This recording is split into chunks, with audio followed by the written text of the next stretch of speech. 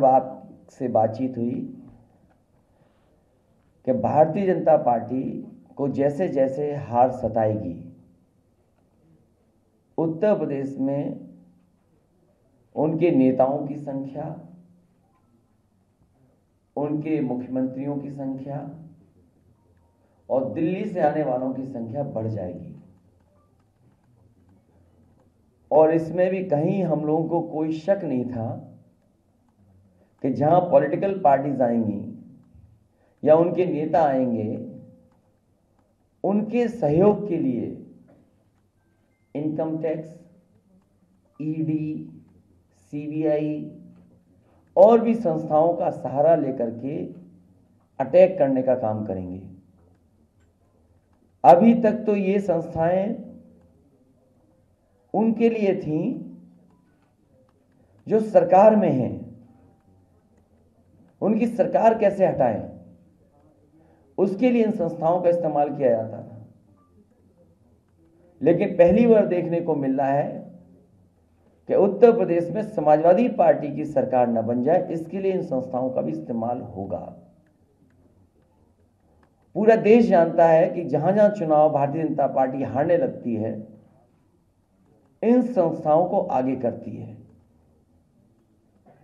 जहां तक ED, CBI या अपने कागजों को दिखाने का काम, हमें बहुत पुराना अनुभव है और इसलिए अनुभव है कि भारतीय जनता पार्टी भी कांग्रेस के रास्ते पर जा रही है।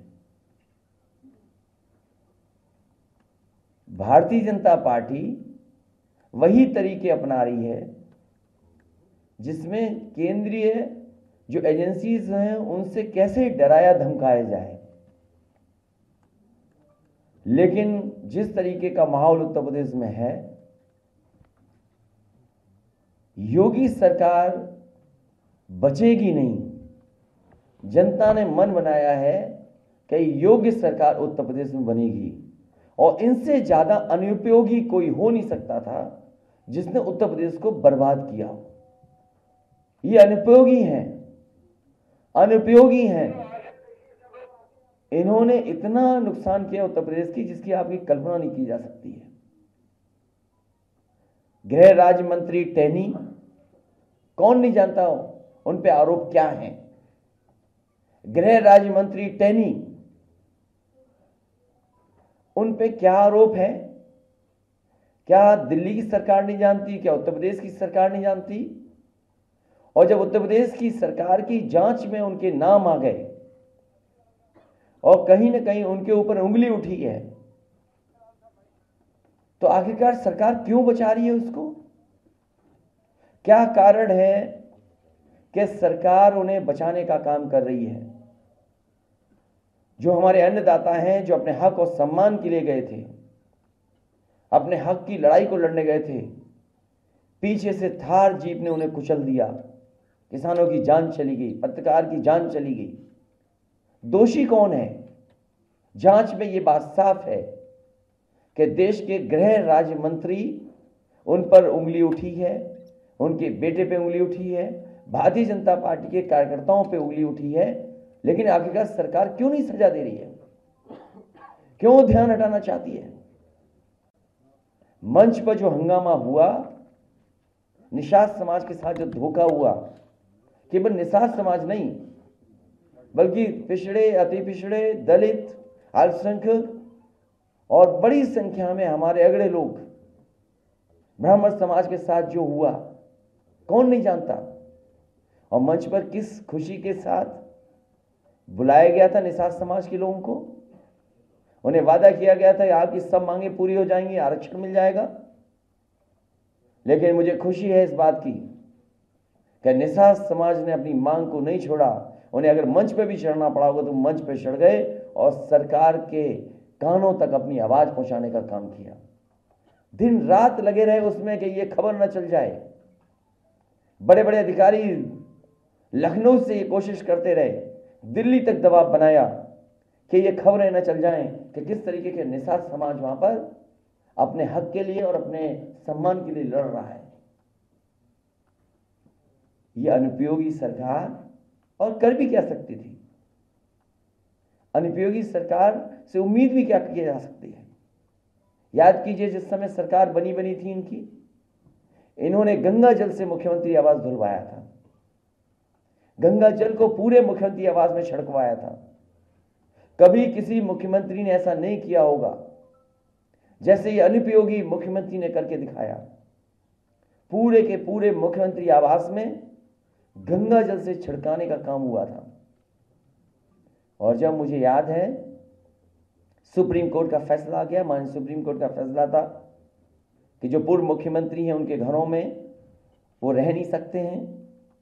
उस समय मुझे याद है कि नेताजी इन्हीं अनुपयोगी मुख्यमंत्री से मिलने गए थे। जब मेरी जानकारी में ये बात आई तो मैंने उस समय भी रोका था नेताजी को कि आप मत जाइए इस मुख्यमंत्री से मिलने के लिए।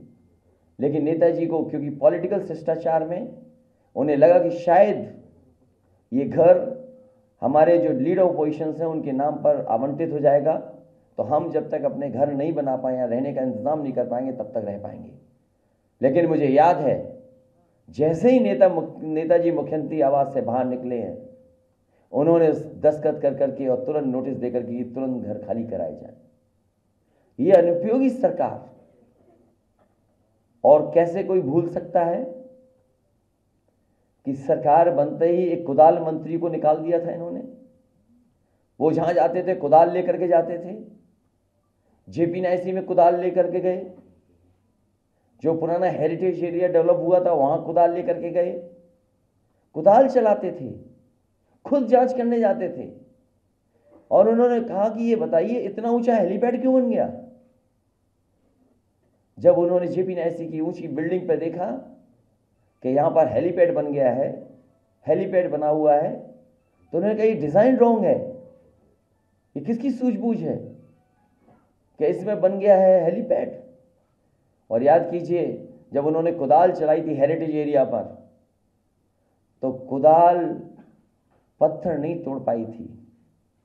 जांच के बाद जांच, जांच के बाद जांच, उसके बाद जो ठेकेदार थे उन्हें अपने दल में ले लिया। और जांच चली रही है, लेकिन अभी भी वो जेपी नायसी अभी पूरी नहीं हुई है। इसी तरह एक्सप्रेस वे का कोई किलोमीटर नहीं बचा जिसको खोदा ना गया हो। कोई किलोमीटर नहीं बचा जहां पर खोद करके ना देखा गया हो। इस अनुपयोगी सरकार ने सभी तहसीलों के कागज निकलवा करके देखे, सब तहसीलें चेक करने की रजिस्ट्रियां हुई हैं कि किसके नाम पे हुई हैं। क्या मिला अनुपयोगी सरकार को? और यही रिवर फ्रंट, एक रंगी लोग क्या जाने जीवन में रंग का क्या महत्व है। ये नदी का किनारा गोमती फ्रंट, जिसमें रोशनी होती थी शाम को, ठेले लगते थे, कारोबार होता था, लोग आइसक्रीम खाने जाते थे, घूमते थे। लेकिन क्या की? जांच कर दी। और जांच पे क्या नहीं किया? ईडी, सीबीआई और जो कुछ हो सकता है सरकार पिछले 4.5 साल से कर रही है। गोमती साफ नहीं हो पाई। 900 मीटर केवल अगर बन जाता, 900 मीटर अगर नालों को न जाने दिया जाता, तो आज लखनऊ शहर में गोमती साफ बह रही होती। और इसीलिए उत्तर प्रदेश के अनुपयोगी मुख्यमंत्री जी, उन्होंने डुबकी नहीं ली, क्योंकि वो जानते हैं जो नदी हिंडन है वो गंदी है, जो नदी गोमती है वो गंदी है, यमुना नदी गंदी है, और जितनी भी सहायक नदियां जो जुड़ रही गंगा में, उन गंगा की नदियों में किसी की सफाई नहीं की गई। मां गंगा के नाम पर जितना पैसा आया, इस भारतीय जनता पार्टी की सरकार ने लूटने का काम किया। कौन भूल जाएगा गोरखपुर की वो दुकानें टूटना। मुख्यमंत्री ने, अनुपयोगी मुख्यमंत्री ने अपनी दुकानों पर बुलडोजर चलाया। कागजों में कब सरकारी रोड इनकी दुकान बन गई और उसका मुआवजा उठा लिया, नई सड़क बना ली, नया कॉम्प्लेक्स बना रहे हैं। और मुआवजा कितना उठाया सरकार ने, कम से कम सरकार को बताना चाहिए कि अनुपयोगी मुख्यमंत्री ने अपनी दुकानें तोड़ करके जो कभी सरकारी जमीन पे बनी थी उस जमीन को कागजों पे इधर उधर कर करके कितना मुआवजा मुख्यमंत्री अनुपयोगी ने उठाया है। और यही नहीं, जो यूनिवर्सिटी बनी है वो कभी तालाब था, वेटलैंड थी। आखिरकार किस कानून के अंदर लोगों पर दबाव बना करके वो पूरी वेटलैंड की जमीन, पूरी तालाब की जमीन को अपनी यूनिवर्सिटी में कब्जा कर लिया। इसलिए मुख्यमंत्री अनुपयोगी याद रखें, सरकार जाने वाली है और ये जो हथकंडे अपनाए जा रहे हैं ये तब अपनाए जा रहे हैं कि जब उन्हें पूरा भरोसा हो गया कि सरकार जा रही है उनकी। ये वापस नहीं लौट रहे हैं। ये सोचते हैं कि समाजवादी विजय तक रुक जाएगा। आपने छापा मार करके ये बता दिया है कि आने वाले समय में समाजवादी लोग ही आ रहे हैं। उत्तर प्रदेश की जनता आपको हटाने जा रही है। हम लोग तो केवल एक माध्यम हैं, लेकिन उत्तर प्रदेश की जनता ने तय कर लिया है कि उत्तर प्रदेश से अनुपयोगी सरकार हटाई जाएगी। और अनुपयोगी सरकार की एक घटना नहीं है, एक किस्सा नहीं है, एक जगह का नहीं है। लखीमपुर जैसी घटना कोई सोच नहीं सकता था, इन्हीं अनुपयोगी मुख्यमंत्री के कार्यकाल में हुआ है।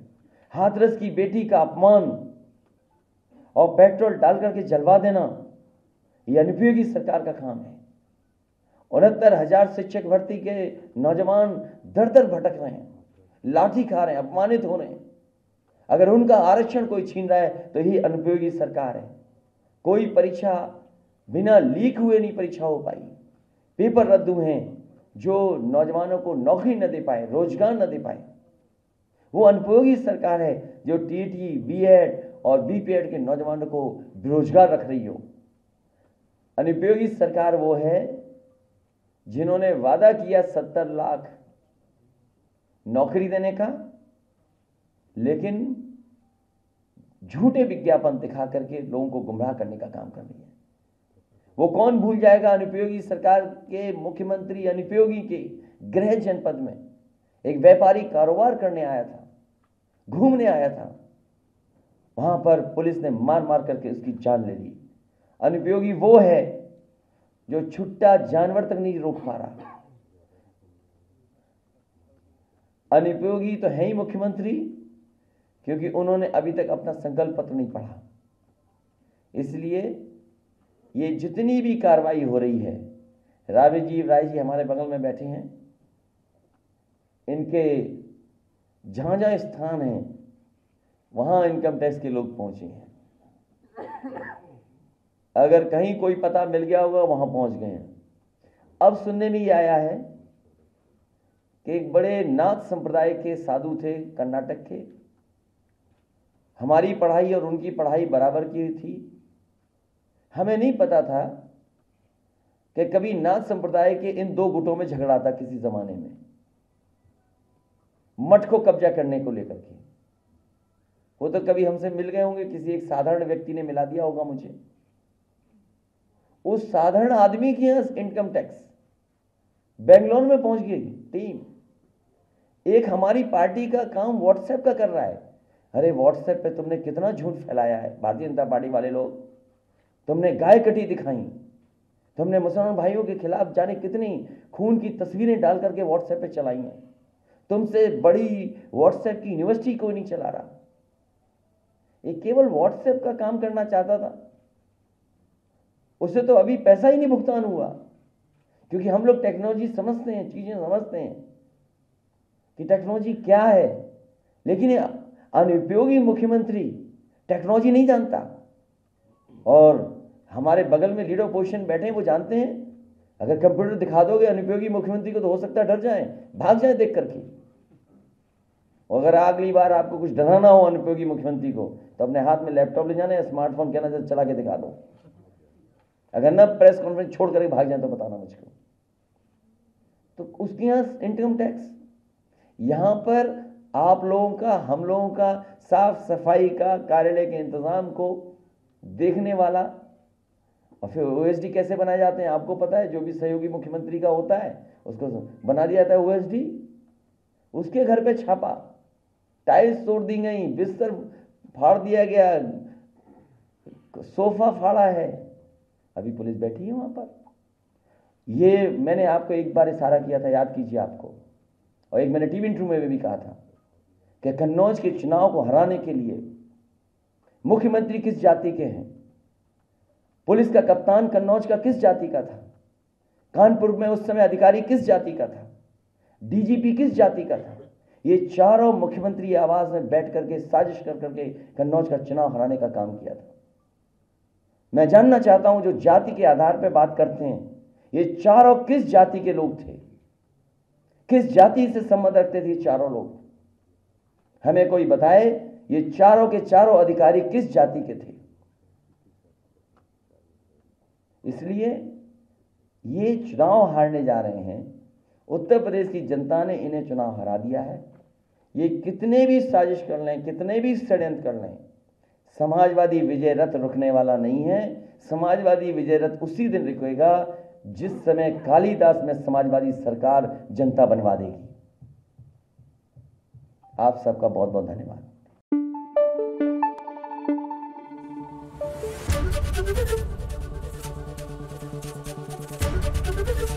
एबीपी गंगा, खबर आपकी, जुबान आपकी।